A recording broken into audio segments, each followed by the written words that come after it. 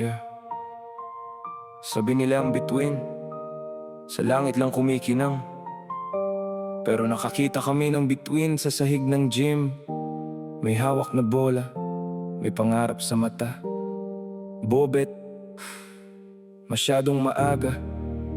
Kapatid, pakinggan niyo to. 6'4" ng purong talento.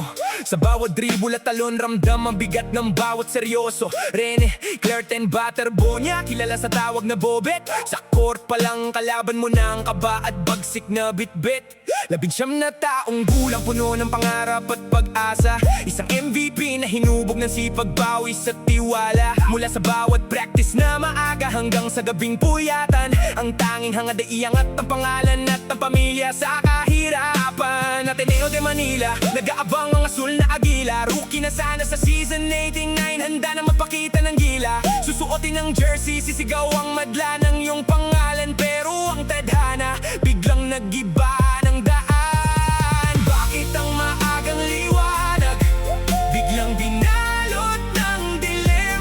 Ang pangarap ng MVP, nilunod ng tadhana sa lihim. Bobet, bakit lumisan ka agad sa gitna ng laban? Ang revolusyon ng iyong laro na iwang sugat sa aming isipan. Mula sa hardcourt patungo sa kabilang buhay, ang alaala mo, Bobet, kailanman ay di mamamatay. Hunyo aotso, taong 2026. Ang balita'y dumating parang kidlat sa tanghali malalim. Isang trahedya sa tubig kumuha sa buhay ng isang kampeon. Ang lakas at liksi mo, doktor na ba natapos sa alon? Ang hirap tanggapin, ang sakit isipin na wala ka na.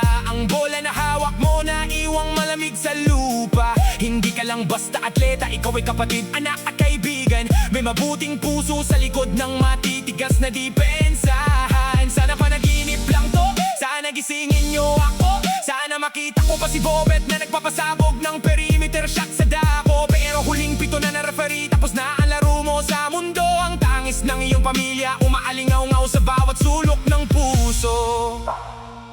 Isang minutong katahimikan para sa natatanging MVP. Ang Blue Eagles ay nagluluksa, ang buong bansa'y nakikiramay sa bigate. Hindi ka nakatuntong sa ua-accord na pangarap mo,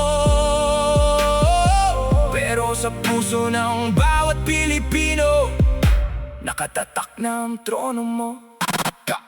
Kaya isigaw ang pangalan Rene Clerk, ang batang may pangarap na hinarangan ng kamatayan ng pilit. Pero di ka malilimutan, Bobet, asahan mo yan.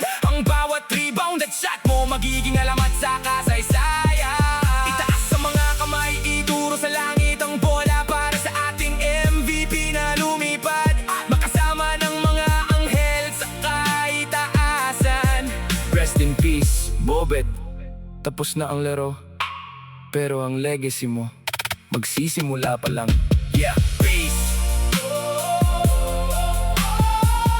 Yeah.